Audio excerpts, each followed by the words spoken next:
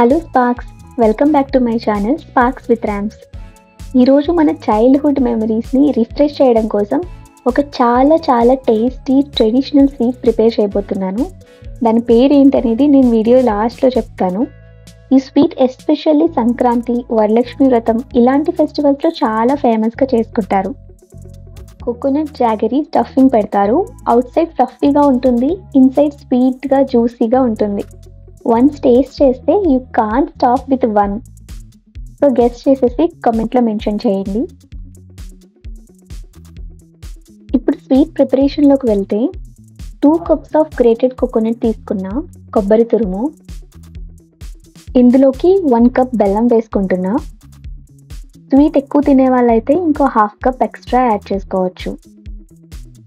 So ఈ రెండు add చేసుకొని లో ఫ్లేమ్ మీద మిక్స్ చేసుకుంటూ ఉండాలి, బెల్లం మెల్ట్ అయ్యే వరకు. మధ్య మధ్యలో బాగా కలుపుకుంటూ ఉండాలి, లేదంటే ప్యాన్కి స్టిక్ అయిపోతుంది. సో ఇలా థిక్ కన్సిస్టెన్సీ వచ్చే వరకు కలుపుకొని లాస్ట్లో ఇలాచీ యాడ్ చేసుకుని స్టవ్ ఆఫ్ చేసుకోవాలి. ఇప్పుడు పిండి ప్రిపేర్ చేసుకోవడానికి 1 లీటర్ ఆఫ్ మిల్క్ తీసుకున్నా. సో ఈ మిల్క్ని లో ఫ్లేమ్లో పెట్టి బాయిల్ చేసుకోవాలి. బాయిల్ అవుతున్నప్పుడు 1 స్పూన్ ఆఫ్ బెల్లం వేసుకోవాలి. తర్వాత తగినంత సాల్ట్ కూడా యాడ్ చేసుకోవాలి. సో ఇలా బాయిల్ అవుతున్నప్పుడు లో ఫ్లేమ్లోనే ఉంచుకొని సుజీ రవ్వ యాడ్ చేసుకోవాలి, అంటే వైట్ ఉప్మా రవ్వ. స్లోగా కలుపుకుంటూ యాడ్ చేసుకోవాలి, లమ్స్ ఏం లేకుండా. 1 లీటర్ పాలకి నేను 250 గ్రామ్స్ ఆఫ్ సుజీ రవ్వ యాడ్ చేసుకున్నా. నెక్స్ట్ సాల్ట్ అడ్జస్ట్ చేసుకొని ఉండలు పట్టకుండా మిక్స్ చేసుకుంటూ స్టవ్ ఆఫ్ చేసుకోవాలి.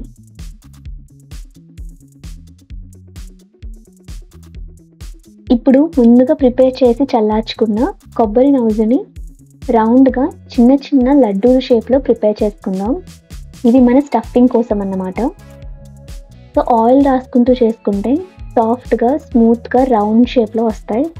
సో మీరు కూడా ట్రై చేయండి. సో ఇలా మొత్తం కొబ్బరి నౌజునంతా చిన్న ఉండలా చేసుకుని పక్కన పెట్టుకున్నా. తర్వాత పిండిలో ఇది స్టఫ్గా యూజ్ చేసుకుంటా.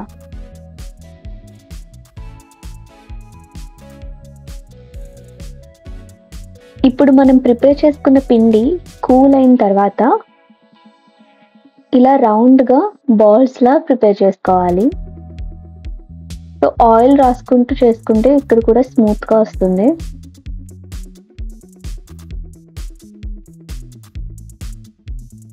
ఇలా బాల్స్లా చేసుకొని ఫింగర్స్తో ప్రముదల్లా అత్తుకోవాలి. సో ఈ మధ్యలో ఈ స్టఫ్ని పెట్టుకోవాలి. సాఫ్ట్గా హ్యాండిల్ చేయాలి, అంతే. పర్ఫెక్ట్ రౌండ్ షేప్ వస్తుంది. సో ఇలా కవర్ చేసుకుని మొత్తం క్లోజ్ చేసుకోవాలి. సో స్వీట్ పేరేంటో చెప్తా అన్నాను కదా, దీని పేరు పాల ముంజులు.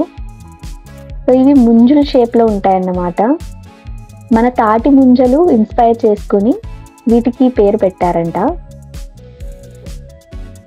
సో చూడండి ఎంత మంచి షేప్లో వచ్చాయో. సో చిన్నప్పటి నుండి అమ్మమ్మ చేసి పెడుతుంటే తింటూ ఉండేదాన్ని. ఫస్ట్ టైం మీకోసం నేను ఓన్గా ప్రిపేర్ చేశాను. షేప్ అయితే చాలా బాగా వచ్చాయి. I'm so happy. సో ఇప్పుడు వీటిని డీప్ ఫ్రై చేసుకోవడానికి డీప్ అండ్ థిక్ కడాయి పెట్టుకుని ఆయిల్ వేసుకోవాలి. సో ఇప్పుడు ఆయిల్ హీట్ అయిన తర్వాత మన ముంజలు ఒక్కొక్కటిగా ఆయిల్లో వేసుకోవాలి. ఆయిల్లో వేసిన తర్వాత ఒక 2-3 minutes వీటిని కదపకుండా అలాగే ఉండాలి. ఇలా ఆయిల్లో వేసిన వెంటనే టచ్ చేస్తే ఇవి బ్రేక్ అయ్యే ఛాన్స్ ఉంటుంది. సో అలా టచ్ చేయకుండా ఆయిల్లో వేసిన ఒక 2-3 minutes అలా వదిలేసేయండి. బాగా ఫ్రై అయిన తర్వాత ఒక్కొక్కటిగా టర్న్ చేసుకోండి.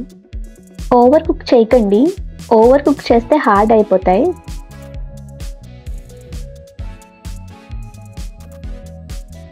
సో ఇలా మంచి గోల్డెన్ షేడ్ వచ్చే వరకు ఫ్రై చేసుకోండి. అంతే అండి, మన పాల ముంజులు రెడీ.